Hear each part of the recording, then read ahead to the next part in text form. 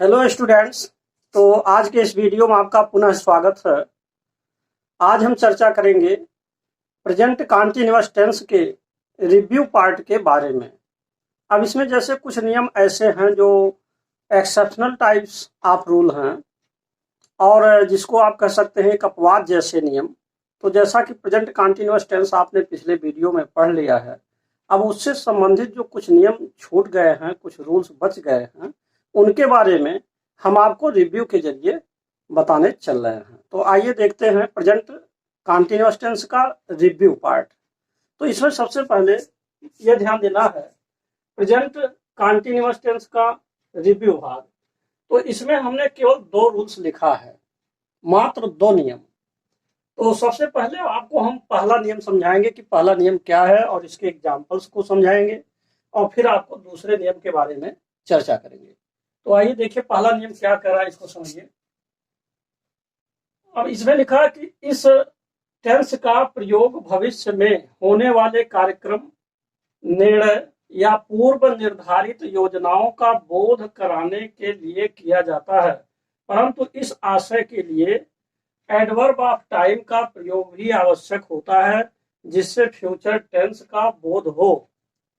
कहने का मतलब यह है, अगर कोई पूर्व नियोजित कार्यक्रम है अथवा कोई योजना है या भविष्य में होने वाले पूर्व नियोजित कार्यक्रम है, और या तो फिर आप देखिए इसमें लिखा है जैसे पूर्व निर्धारित योजनाओं का बोध कराने के लिए, या कोई निर्णय है जो आप भविष्य में करने वाले हैं, तो ऐसे चीजों के लिए आप प्रेजेंट कॉन्टिन्यूअस टेंस में लिख सकते हैं। लेकिन इसमें फ्यूचर एडवर्ब ऑफ टाइम जो फ्यूचर टेंस को बताए, कुछ एडवर्ब ऑफ टाइम भी जरूरी है। अब जैसे मान लीजिए आप यहाँ देखिए टुमारो लिखा है, आप यहाँ देखिए नेक्स्ट लिखा है, और यहाँ पर देखिए दिस इवनिंग लिखा है। तो ये सब कुछ ऐसे एडवर्ब ऑफ टाइम हैं जो फ्यूचर के बारे में समझा रहे हैं। अब आप देखिए एग्जाम्पल, जैसे पहला उदाहरण है कि प्रधानमंत्री कल आ रहे हैं, तो ये प्रेजेंट कॉन्टिन्यूअस टेंस में है। The prime minister is coming tomorrow. तो टुमारो जो है कल के लिए है, कल आ रहे हैं। तो हालांकि अगर देखा जाए तो ये तो फ्यूचर टेंस को बता रहा है, लेकिन वास्तविकता यह है कि प्रेजेंट कॉन्टिन्यूअस में ही व्यक्त किया जा रहा है, परंतु इसमें एडवर्ब ऑफ टाइम जो फ्यूचर टेंस को शो कर रहा हो वह लगाना जरूरी है। तो ये था पहला उदाहरण, प्रधानमंत्री कल आ रहे हैं, the prime minister is coming tomorrow. इसी प्रकार दूसरा उदाहरण है, ये आपका पहला हो गया। दूसरा एग्जाम्पल है, हम लोग अगले साल कार खरीद रहे हैं। हम लोग कार खरीद रहे हैं, और कब खरीद रहे हैं? अगले साल। तो इसका मतलब है we are buying a car next year. इसी प्रकार तीसरा उदाहरण है, मैं आज शाम सिनेमा देखने जा रहा हूं। तो मैं जा रहा हूं सिनेमा देखने, और आज शाम यानी कि शाम को मैं जाऊंगा। तो अब देखिए तीसरा पॉइंट है। अब इसमें एक चीज और देखा जाए कि जैसे मान लीजिए भविष्य में होने वाले कार्यक्रम, तो ये जो है शाम को भी होगा, तो यह भविष्य में होने वाला कार्यक्रम है। और जैसे यहाँ देखिए निर्णय, अगर आप देखें कि हम लोग अगले साल कार खरीदेंगे, तो ये एक निर्णय है कि भाई कार खरीदना है, तो ये निर्णय के लिए है। और पूर्व निर्धारित योजना, जैसे प्रधानमंत्री कल आ रहे हैं, तो ये पूर्व निर्धारित योजना है। तो यही मेन पॉइंट है कि अगर इस टेंस का प्रयोग भविष्य में होने वाले कार्यक्रम, निर्णय या पूर्व निर्धारित योजनाओं को बोध कराने के लिए भी हम कर सकते हैं। इसमें बस केवल शर्त यह है कि इससे संबंधित जो आपका एडवर्ब ऑफ टाइम है जो फ्यूचर को शो करे, वह निश्चित रूप से दिखना चाहिए। अब आप देखिए चौथा उदाहरण है, वह कल लौट रही है। तो चौथे एग्जाम्पल में है शी इज रिटर्निंग टुमारो। तो यहाँ पर भी आपका टुमारो दिया है। तो ये था आपका जो पहला नियम था, जिसके बारे में हमने यहाँ 4 उदाहरण आपको समझाया। अब आप देखेंगे दूसरे नियम के बारे में। तो अब आप देखिए रूल नंबर 2 के बारे में, कुछ वर्ब्स ऑफ इमोशन, जैसे कुछ क्रियाएं ऐसी हैं जो भावनाएं, पजेशन अधिकार, स्टेट ऑफ माइंड और थिंकिंग, या किसी मानसिक दशा से संबंधित या सोच विचार से संबंधित, अपीयरिंग या कोई चीज दिखाई देने वाली चीजें हों, ऐसी कुछ क्रियाएं होती हैं जिनके आने पर इन्हें प्रेजेंट इंडेफिनिट टेंस में लिखा जाता है, जबकि हिंदी भाषा में यह कॉन्टिन्यूअस टेंस में ही होता है। ऐसी क्रियाएं निम्न है। अब देखिए इसमें 4 क्रियाएं हैं, 3 पॉइंट यहाँ लिखे गए हैं, नंबर 4 यहाँ। अब देखिए बात क्या है, बात यह है कि अगर हम इसको चाहें तो इन उदाहरणों से अच्छी तरीके से समझ सकते हैं। अब जैसे अगर हम इस उदाहरणों को लें तो ये जितने भी उदाहरण दिए गए हैं सब के सब देखिए प्रेजेंट कंटीन्यूअस टेंस में है। जैसे मुझे सड़क पर कोई दिखाई दे रहा है, तो ये प्रेजेंट कंटीन्यूअस टेंस में है, दिखाई दे रहा है। इसी प्रकार मैं उसे गाते हुए सुन रहा हूँ, यह भी प्रेजेंट कंटीन्यूअस टेंस में है। तुम आज खुश लग रहे हो, तो यहाँ भी देखिए रहा, रहे, रही और है, हूँ, हुआ, रहा है, यहाँ पर भी लग रहे हो। वह एक सुंदर कार्य रख रहा है, यह भी प्रेजेंट कंटीन्यूअस टेंस में लग रहा है, और इसमें जो है अंत में यहाँ रखता है लिखा है, तो इसको हम समझा देंगे अभी। और यहाँ देखिए वह मुझे अच्छी तरह से जान रहा है, और यहाँ देखिए मैं इसे समझ रहा हूँ। तो कहने का मतलब ये सब के सब हिंदी भाषा में, अगर हिंदी भाषा की बात की जाए तो हिंदी भाषा में ये कंटीन्यूअस में लिखे जाएंगे, लेकिन जब इनको आप अंग्रेजी बनाएंगे तब ये प्रेजेंट के इंडेफिनिट टेंस के नियमानुसार लिखे जाएंगे, ना कि कंटीन्यूअस। अब जैसे मान लीजिए मुझे सड़क पर कोई दिखाई दे रहा है, तो आई एम सीइंग नहीं लिखा जाएगा, ये गलत है। ये हो जाएगा I see somebody on the road. तो आप यहाँ देख रहे हैं केवल सी आ रहा है, यह सी जो है प्रेजेंट इंडेफिनिट टेंस बता रहा है। मैं उसे गाते हुए सुन रहा हूँ, आई एम हियरिंग नहीं लिखा जा रहा है, यहाँ पर आई हियर लिखा जा रहा है कि आई हियर हिम सिंगिंग, मैं उसे गाते हुए सुन रहा हूँ। इसी प्रकार तुम आज खुश लग रहे हो, यू लुक हैप्पी टुडे, तो यहाँ इसका मतलब ये हो रहा है कि तुम आज खुश लगते हो। कहने का मतलब अंग्रेजी में तो ये लिखा जा रहा है कि मुझे कोई सड़क पर दिखता है और मैं उसे गाते हुए सुनता हूँ, तुम आज खुश लगते हो।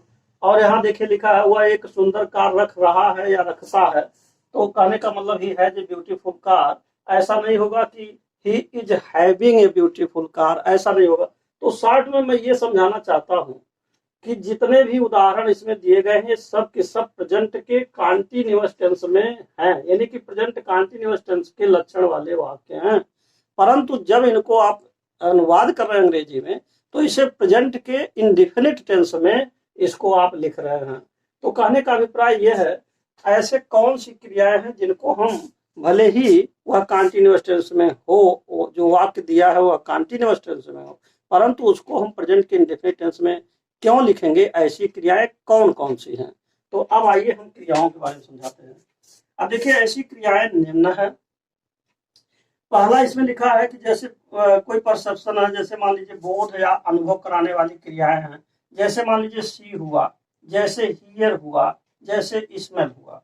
इसी प्रकार अपीयरिंग में जैसे मान लीजिए अपीयर है, लुक है, सीम है।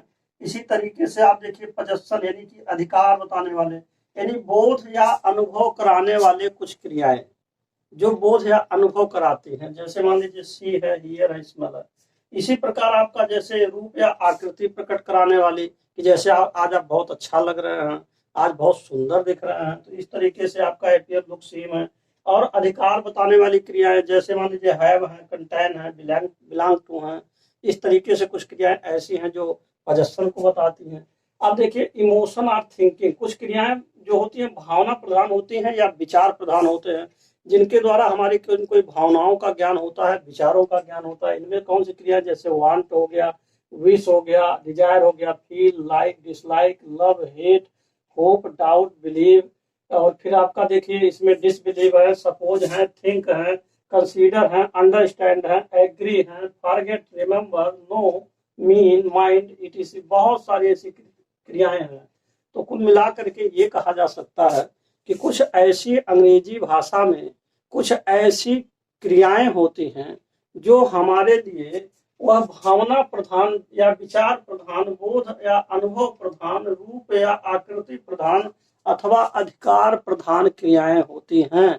तो अगर ऐसी कोई भी इसमें से क्रियाएं आती हैं इन चारों पॉइंट्स में से, तो ये हमेशा आपको याद रखना है कि इनको प्रेजेंट के इंडेफिनिट टेंस में लिखना होगा, और जबकि हिंदी में इसका अर्थ कंटीन्यूअस टेंस में लगाया जाता है। तो यही प्रयोग हमने यहाँ पर किया। देखिए मुझे सड़क पर कोई दिखाई दे रहा है, तो I see somebody on the road, अर्थात मैं सड़क पर किसी को देखता हूँ। लेकिन हिंदी में जब कहेंगे तो ये नहीं कहेंगे देखता हूँ, तब आप ये कहेंगे मुझे सड़क पर कोई दिखाई दे रहा है। मैं उसे गाते हुए सुन रहा हूँ, आई हियर हिम सिंगिंग हो जाएगा। तुम आज खुश लग रहे हो, यू लुक हैप्पी हो जाएगा। वह एक सुंदर कार रख रहा है, तो रख रहा है नहीं होता है, यानी कि he is having a beautiful car नहीं होगा, बल्कि he has a beautiful car, यानी कि वह सुंदर कार रखता है। और वह मुझे अच्छी तरह से जान रहा है, तो यहाँ ये नहीं लिखेंगे he is knowing me well, बल्कि यह लिखेंगे ही नोज मी वेल। तो ये हो जाएगा ही नोज मी वेल, और मैं इसे समझ रहा हूँ, आई अंडरस्टैंड इट। ये नहीं कहेंगे कि आई एम अंडरस्टैंडिंग। अब इसी प्रकार बहुत सारी क्रियाएं हैं। अब जैसे कहना हो कि जो है मैं सोच रहा हूँ, तो आई थिंक कहेंगे। मैं देख रहा हूँ, तो आई सी होगा। मैं जान रहा हूँ, आई नो होगा। मैं सुन रहा हूँ, आई हियर होगा। मैं समझ रहा हूँ, आई अंडरस्टैंड होगा। तो कुल मिला करके यही कहा जा सकता है कि आप इन 4 तरह की क्रियाओं को अच्छी तरीके से समझ लें, याद कर लें कि ऐसी कुछ क्रियाएं हैं जिनके साथ हमें यह ध्यान देना होगा कि अंग्रेजी में जब हम लिखेंगे तो ये प्रेजेंट इंडेफिनिट टेंस में लिखेंगे, जबकि हिंदी में जब इसका अर्थ निकालेंगे तो कॉन्टिन्यूअस में आएगा। या दूसरे शब्दों में, अगर कॉन्टिन्यूअस टेंस में, हिंदी के वाक्य में अगर कॉन्टिन्यूअस टेंस का भाव दे रहा है, तो भी इसको हमें प्रेजेंट के इंडेफिनिट टेंस में लिखना होगा। तो इस प्रकार आपका यह जो वीडियो है अब यहीं पर समाप्त होता है, जो रिव्यू से संबंधित था। और इसके साथ साथ मैं आपसे यही कहूंगा कि यदि आप मेरे चैनल पर पहली बार हैं, तो कृपया मेरे चैनल को सब्सक्राइब अवश्य कर दें। इसके साथ साथ बेल आइकन भी प्रेस कर दें, जिससे कि जो भी मैं नए नए वीडियोज बनाऊं उसका नोटिफिकेशन आप तक पहले पहुंच सके और आप उसका समुचित लाभ उठा सकें। And finally, thanks for watching this video.